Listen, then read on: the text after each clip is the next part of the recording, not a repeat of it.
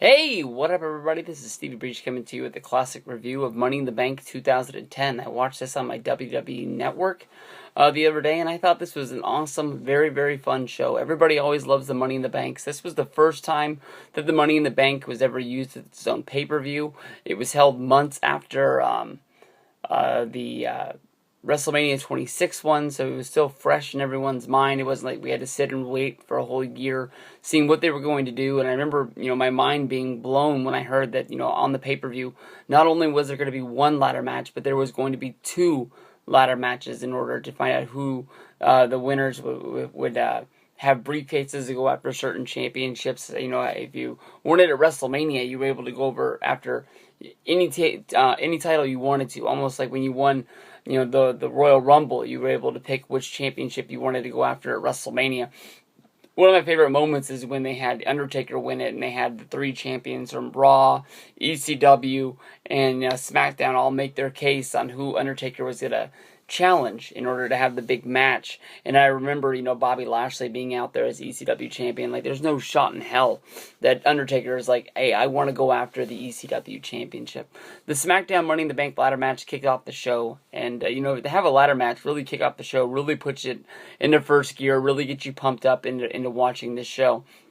And in this one, it was Kane who pulled down the briefcase to win the blue one.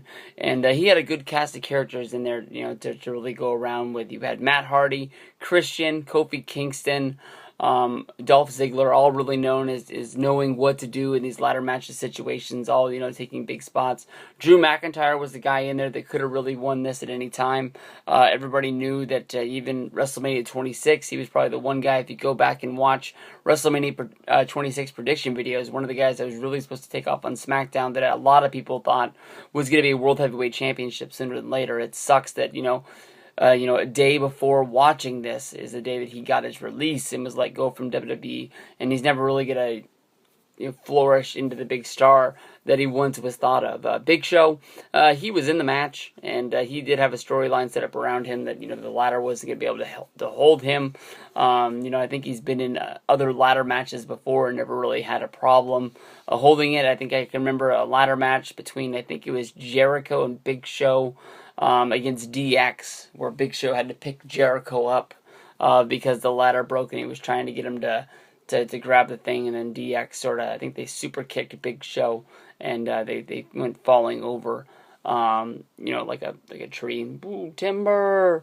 But basically, he tried to climb the ladder, and as he tried to climb the ladder, the rung just broke, and then he tried to climb the ladder again, and when he put his hand on it, it just broke the rung again. He had to pull a super ladder, which seemed like it was two ladders glued together, as is how thick it was, and they were really playing up how heavy it was, and I was like, there's no way in the world that ladder weighs 400 pounds, but just to see Big Show struggle to try to pull it in the ring, I was like, wow, I guess that's not just a gimmick ladder, maybe it really does weigh that much. But they were saying that he would be able to support every single member of the Money in the Bank match.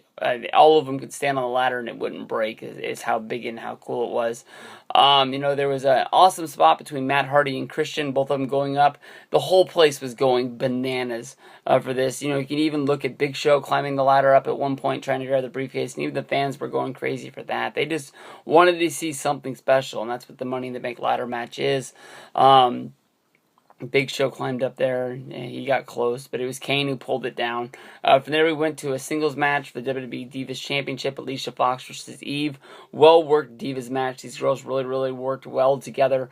Any match that Eve was in, especially Alicia Fox, another, great athlete, who really got it, how to wrestle inside the ring around this time period was really, really good. Another good wrestler from around this time was Maurice. I always really liked her in the ring. She seemed like she really knew what she was doing.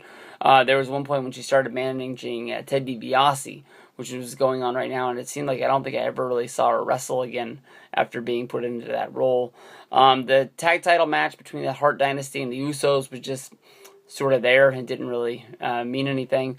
The Hart Dynasty got the win with David Hart Smith locking in the sharpshooter on one of the Usos. From there we went to Rey Mysterio versus Jack Swagger. As a big Swagger fan, I will admit to you that I didn't even know that Swagger got a title match on this one. Of course, the month before, he lost the title at the Fatal 4-Way, being pinned by Rey Mysterio, and the whole thing going on around SmackDown at the time was that Undertaker had been, just beat up and laid out, and basically Kane found him in the back, and he was going around trying to solve the case, just basically kicking everybody's ass.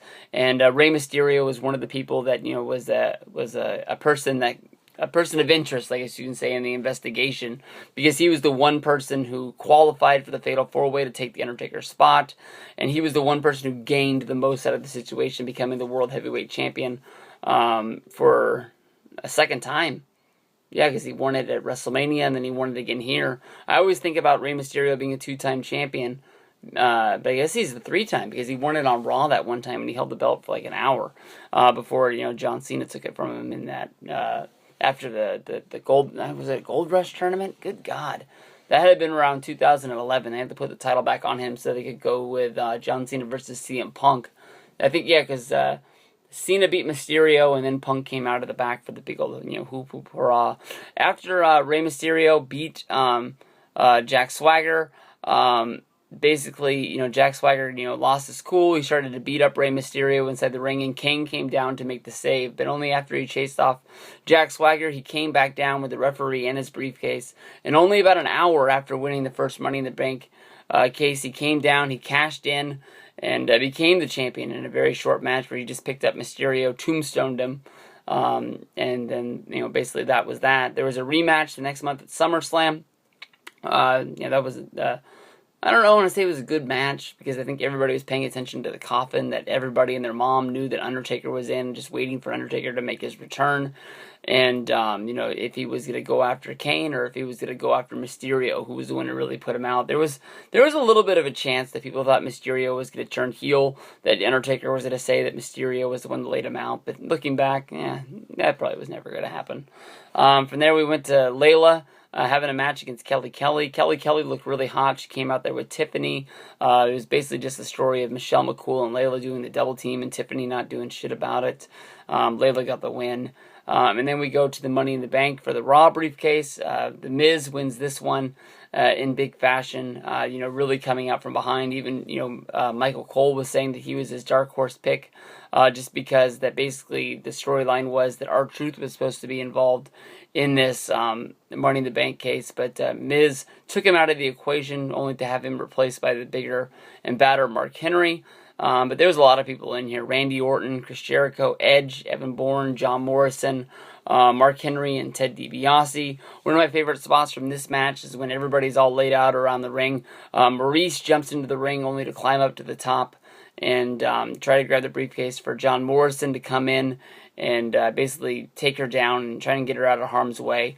And as John Morrison's trying to take care of the Miz, Ted DiBiase runs up the case.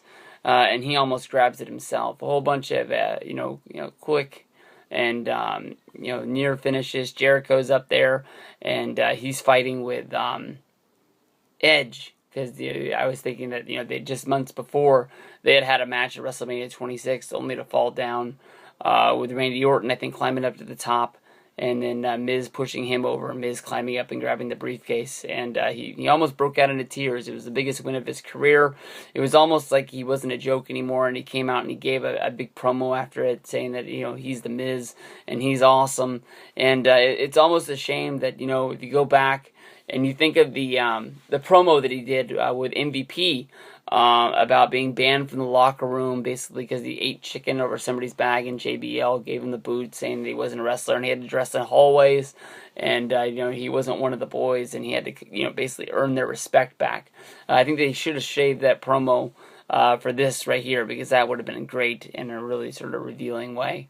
In the main event, we had the story of Nexus, who's not even in the match, but they're the biggest question mark of it all. Of course, Sheamus had become champion at Fatal 4-Way, with the Nexus running in and beating up John Cena. Sheamus getting the quick pin, and basically Sheamus running off. And that seemed to be the storyline that was going on. And at the point, I really thought that it could have been revealed that Sheamus was the leader. He hadn't been around in WWE that long. I know he wasn't a part of NXT, so he really wasn't one of the Nexus guys. But I thought they could have played it off thought that, they could have really been in developmental at the same time, like they were trying to really get FCW over at the time, and maybe they could have said that, even though Sheamus had been there a year before, he was still going back and, helping, root these guys, telling them all the evil of John Cena and just trying to really get him over, because every time Nexus put up a chase to try and beat up Sheamus, there was always some sort of excuse lying in the way on why they never got him. But in this match, even right before this match, almost John Cena and Sheamus almost, teamed up. You can go back to the Raw Go Home show. Sheamus came running down to save John Cena from Nexus with a chair, almost seeming like, it wasn't really a babyface turn, but it was as close as we were going to get. Inside of this match, Sheamus still didn't like John Cena. They really took the fight to each other, and it was almost the Paul Orndorff and Hulk Hogan Saturday Night's Main Event finish, with John Cena trying to crawl up over the top and get out of this match and, win the championship for, another time. He's in the orange shirt right here. I mean, honestly, when I think of John Cena in the orange shirt, I think of him as being, at the top of his game. That's when I really fell in love with John. I started mailing him love letters in the mail and stuff like that. But basically, Nexus came down there. They didn't want Sheamus to win, and they didn't want John to win. It was almost like they were trying to keep the match in there, like it was going to make it last forever and ever and an eternity.